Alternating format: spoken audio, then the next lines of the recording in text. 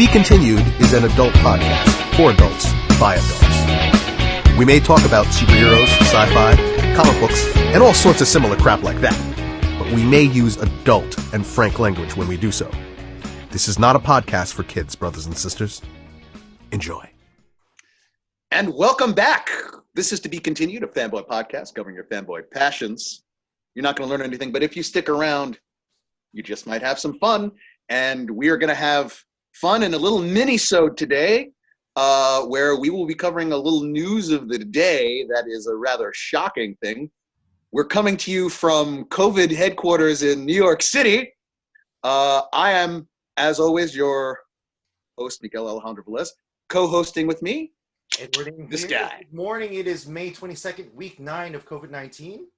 This morning, we are serving a slimmer size discussion with breaking story. Already a lot of buzz as of May 20th from the Hollywood Reporter confirming that there will be a Zack Synder director's cut of Justice League on HBO Max, debuting in 2021, having a $20 million price tag. Miguel, thoughts? Well, first off, kudos on that wonderful way you brought that story in. That was wonderful. He's been, ladies and gentlemen, he's been pushing for this. And here we are doing a mini-sode. It's only been 2 days. It's only been 2 days. It's only been 2 days. Yes, that's it. That is true. It's only been, so it's kind of taking us a while to bring this in. Now, Ed has always been, I don't want to say a champion, but you're the one who has always, in terms of personal interaction with other fans, you're the one that's always brought this up to me, like, in person. Mm-hmm. Back when in the before time, when we could meet in person. But you said it, I don't know if you had a faith that it was going, or you were just like, I'm interested to see. I'd really like to get on the record your take before I get into my take. Well, look, I mean, hashtag release a Snyder cut is vindicated, right? You know, oddly enough, yes. And this has been going on for a year and a half. In all honesty, let's be clear. Almost from the moment the Whedon directed Justice League came out, right? Or the half Whedon, half Snyder directed Justice League. For anyone that doesn't remember, I was telling Ed, when the Justice League was released, there was some, I would say, strategic leaks by Zack. By Zack later on. But I think those early ones were really just VFX guys. Mm. And sort of showing all of this stuff that got cut out of Justice League, and not like insignificant stuff. You know, things that would change the very nature of that story and some of the back history for the characters and some of the interactions. And then, as we said, Snyder himself kept on, and his fans kind of kept this beat going. And now here we are. Something that was, Ed, remember, this was, as you pointed out, it's vindication because this was laughed at not that long ago. I mean, in all honesty, as much as you and I are a bit boosters for the DC films, I think in all seriousness, even we would have laughed at oh yeah, this is going to happen. Someone came up, oh, it's absolutely happened. Even I don't know. Well, the laughable parts are this. It's that the fans actually rallied. I know that you and I know that they rallied, and they even bought a billboard in Times Square. I mean, the amount of that requires kudos to you guys who really spent money, who actually decided, I'm going to Venmo this. I'm going to do a Venmo and support this hashtag release Snyder cut thing. And should we really be celebrating that though? And I say, and you know this, and you know that I'm a guy who defends Snyder's, the sort of Snyder era DC films and stuff. But the whole Snyder cut thing, if I'm being honest, always felt very strange. A little getting into that sort of like fanboys and fangirls not having sort of the kind of a self-awareness, if we are honest, to touch on the reality we're all living in. Let's be honest here, Ed. Let's be honest. If this COVID situation had not hit, do you think anything like this would have happened? Not a chance. No way.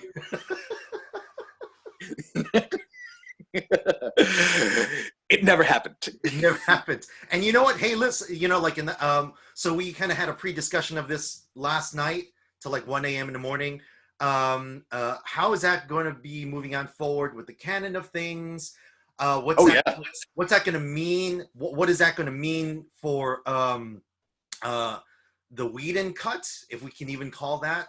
Right. Yeah. There's so much that is with these films, especially shared universe type films, where, let's be honest, I mean, it is a canon that gets established, right? Yeah. And certain character interactions, character relationships, how events played out. Now, we don't know how divergent the Whedon-directed Justice League that was theatrically released will, how far it will diverge from the quote-unquote Snyder Cut. And how Superman and Batman and Wonder Woman interact, how the relationship between Flash and Cyborg is, how those things were supposed to reverberate into the spin-off. The films that were supposed to be spun off from Justice League, which either went into a turnaround where there probably were some changes that were based off of the Aquaman, I think probably had some kind of changes, although they don't mention much of Justice League. There is stuff that's established in the Justice League movie with Aquaman and Mera and stuff, Well, one, I think, very interesting observation, and again, I think we were trying to break the atom last night, that, hey, what happens to, because according to the article, Zack was making phone calls to the crew, to the cast. One of the first guys that he calls is Ray Fisher, and he's like, hey, I'm not doing anything, Yes, sadly. Yeah, and then I was like, oh, what does that mean? Because he's going to have to call Gal Gadot. He's going to have to call he's been having, Zack has been having watch parties, and Henry comes on, right? Ben Affleck, dude. I mean, he's back into the fold all of a sudden. Is he? And I said to you, Miguel, I said, oh my God, Miguel, what is that going to mean for? And I couldn't come up with the name of it. Just, it was conscious, even though I knew he was. And I said, I have no problem with R-Pats, or Robert Pattinson, right? But if Ben Fleck is not dead, Batfleck is not dead, what does that mean? And I'm like, it gets into a very weird area. And, it brings up, what is this being done for? Why is it? And what will the effects be? Now, like you said, first off, it's like, well, if they're giving Snyder this $20 million, possibly up to $30 million, maybe more, to finish this, to do post-production work, probably at that level of money, I wouldn't be surprised, because, so much was already built and is in a storehouse somewhere. So they've got to bring back Snyder's production design people, costumers, so everything that makes a Snyder film what it is. And so suddenly we've got Ben Affleck, who, his last film where he played that basketball coach with the alcohol problem, he's gained some weight. And let's also not forget, he went through a bit of a psychological roller coaster during that Fleck period. Would he be willing to come back if they needed to do reshoots? Is it even necessary? This is another part. We're making the assumption that $20 million would be, they'd have to do some reshoots. How do we know that they don't? How do we know that Snyder didn't have all that he wants to put a assembly cut together, and he just needs to, it's like, look, I need this for post-production for other things. I don't have to have Ben Affleck on set. I think the analogy that you and I had come up with was like, oh my God, 2 Batmans. This is going to turn into a whole 007 situation. Yes, this is very much never say never. Beautiful kill / never say never again. Because are we going to have like interviews where they're with Robert Pattinson? It's like, well, so how do you feel about the Snyder Cut Batman with Batman? He's a great actor. I think he got a raw deal. Like, will that happen? How will this affect Henry Cavill's time as Superman? Will that make a groundswell to bring some interest in that? Will this even be successful? How do you even judge success, Ed, on this, really? Outside of ratings, is it and again, I know everyone is going to rush to their keyboards to crap on Zack Snyder. I'm happy you guys are still able to generate that level of enthusiasm for hatred during this period where so much more important things are going on. But having said that, let me give this hypothetical. What if it is well received? Well, now, what if people do like what they see? Does this rekindle Snyder's future with Warner Brothers? Does this mean we mentioned, like you said, Henry, does Snyder get another shot at Soups? Yeah. And again, I'm not even saying that necessarily in the sense of, oh, Warner Brother loves him. It might be a sort of like, we've got to get money back into the coffers. We're coming back from COVID-19.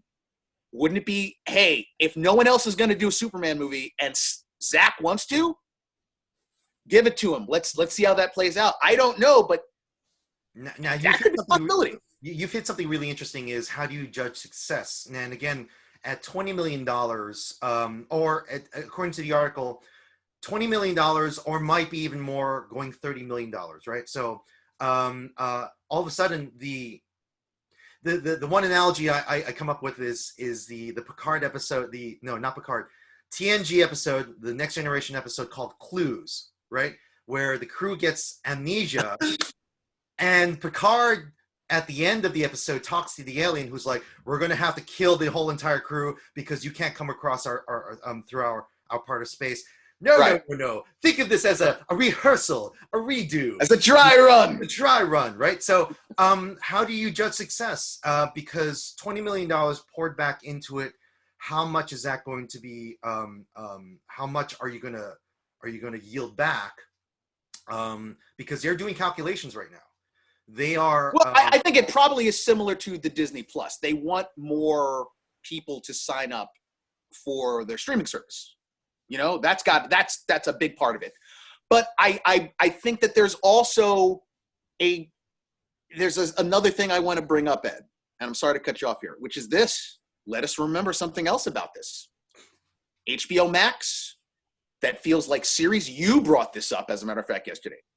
Remember, Ed, Justice League was originally written as a two-parter.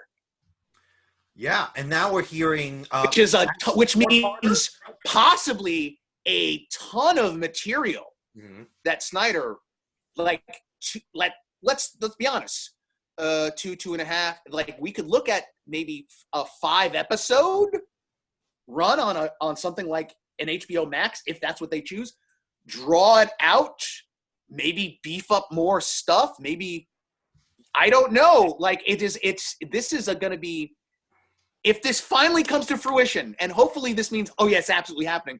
But you know how things are, Ed. We're in a world right now. Who knows? Everything's touch and go. Well, look, what would this mean to superhero movies if something like this happens? In a post Game of Thrones HBO world, right? Right. Max, which by the way, HBO Max has been touted already as like sort of like a something that's because they have a huge catalog of shows.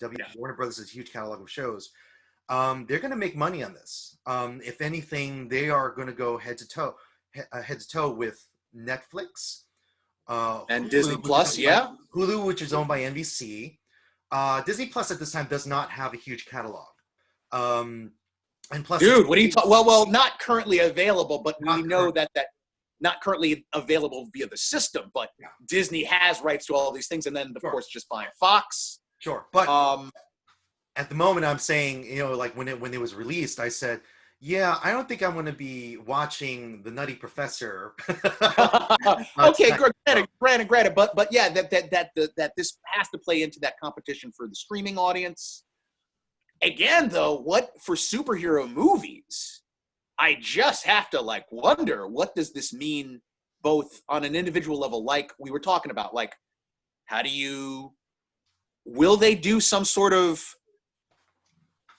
hey, let's mesh this continuity, let's have a Flash movie that is a connective tissue where we can kind of reboot this, but weirdly reboot it to what it was supposed to be before Snyder got fired, or not? Do they go forward with Ray Fisher's movie, with his supposed, solo Cyborg movie, if Cyborg pops in this Snyder cut version? We brought up the Batfleck thing. I think, honestly, we should bring up Where are they going to go with Wonder Woman? If, let's be, this Justice League Snyder cut should come out after the Wonder Woman movie is released, right? Yeah. Well, Okay, well, we know that for sure in the first Wonder Woman movie, they were definitely working with certain template stuff, but you see that Snyder had established, it's very similar. Anyone who says Wonder Woman was this sort of clean break from Snyder, I don't see it. No. It feels very much like his BVS and his MOS. But there definitely was a departure when you just see that trailer for Wonder Woman 2. This is all sorts of weird. And you know what, Ed, is as happy as I am to a degree to see it, and I'm sure you're happy too. You, Edward, also are the one whispering my ear continually, going, "Where's the plan, Miguel? It's great enough. Where's the plan from Warner Brothers?" And I don't think something like this disproves your point of view on that. Yeah, and one of the things that we did not cover, and I did get to see eventually the Birds of Prey movie, right? Which is not the worst movie in the world, but I did say I'm watching this movie and I go, this doesn't feel like it fits into the Zack Snyder universe because the DC cinematic universe at this point sits on the laurels of Man of Steel, Batman versus Superman, even as divisive as that movie was. Right, yeah. At this point, Wonder Woman and Aquaman, they feel like they're sort of like creating their own. I think definitely Aquaman is probably the bigger departure because it definitely felt like a Marvel movie. Yeah. They were definitely going for that. It just is this sort of like, I don't know if, as you said, you've always said, where's the focus? Where are they gonna, when are they gonna buckle down, find a Feige, just find something to make things more cohesive? And this story, as interesting as this will be to see the final product, I don't know if it paints a picture. It paints much more a picture of almost a snapshot of where all of Hollywood is. Oh my God! Once this worldwide situation is over, we're bleeding cash. We need to get things immediately. Where can we get eyeballs? And also, this question, I think we just answered that question with the COVID thing. The coronavirus is probably going to force a very depressed theatrical market for a while. Would you agree, right? Like, absolutely. A lot of people are not going to want to go to the movies. No. So what do? You got to get eyeballs on your streaming service, right? How do you do that? A story, something big, something that will make people go, even if they hated Justice League, even if they hate Zack Snyder, as with so many fans, it was the worst prequel ever. I will see it another 12 times. You mentioned the fans, Miguel, and that's like, at the moment, the release, the Snyder Cut is already touting like, oh my God, this is the greatest thing since sliced bread. Nothing's been out yet. Right, yeah, exactly. So, like you and I, we're very much in the, hey, you got to cool your jets at this.